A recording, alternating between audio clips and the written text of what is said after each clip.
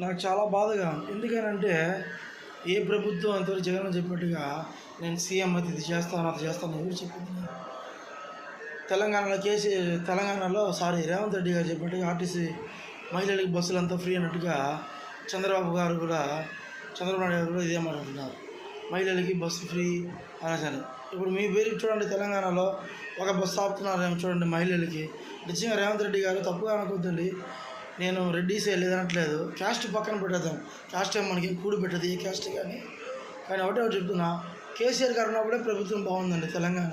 మీరు ఏమని అనుకోండి, దయచేసి ఇది రేవంత్ రెడ్డి గారి దగ్గర వరకు తీసుకెళ్ళండి ఈ వీడియో. మీరేం ఏం చేస్తారు అది నాకు చెప్పండి. నేను ఇన్స్టాగ్రామ్లో పెడతాను, మీ దాకా వెళ్ళాలి. చెప్తున్నాను మరి పదే చెప్పాను. కేసీఆర్ గారు ప్రభుత్వం ఉన్నప్పుడు బాగుండిందండి. యూత్గా నేను చెప్తాను, చాలా బాగుండింది.